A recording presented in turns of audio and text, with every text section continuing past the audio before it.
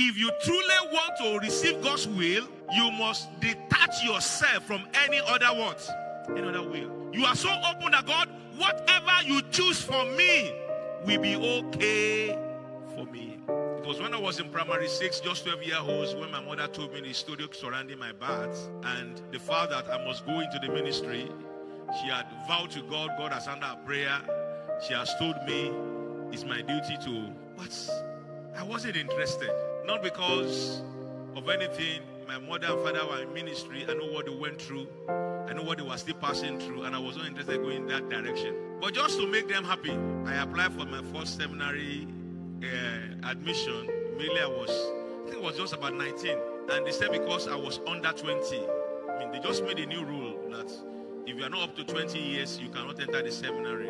So they just brushed my. I said, thank God. Nobody can say, God, you cannot say I disobey you.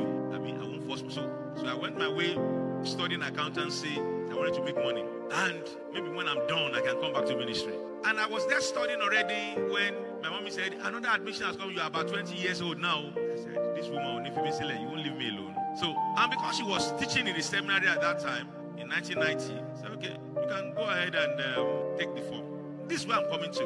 When I was to come for the exam, I was already studying accountancy, getting ready, saying, God, now I can chart my course the way I like. I did not study for the exam. You know why?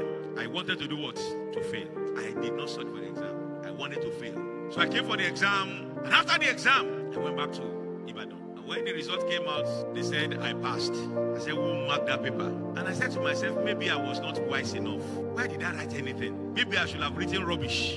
But I only wrote from, you know when you are preparing for an exam, you get this one I didn't prepare for, I just went. And they said we should come for interview. And I can't forget that morning, another brother who had taken that seminary exam for about 6 times and he had failed, came the 7th time. And he lodged in my parents' house. So we slept together, going for the same interview. Early in the morning, we were having a family devotion. And my mom was saying we should pray for those who are going for interview that they will be successful. Ask me when we were all praying, I did not pray the prayer my mother asked us to pray. I said, Lord, you saw this man 6 times. Please, I plead, this 7th time, let him be what? For me, leave me, I'm fine. We went for the interview.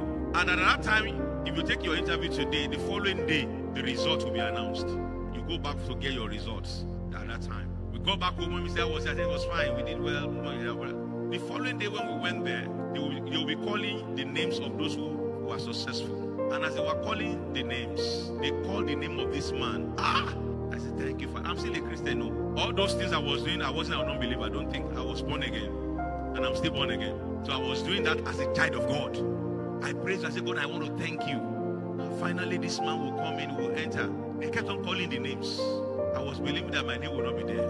And alas, they called my name. I said, God, why didn't you hear my prayer?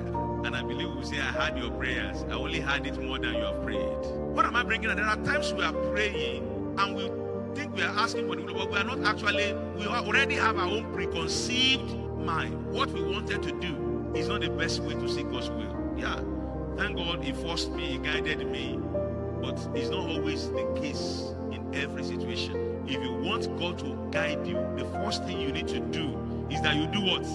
Surrender your what?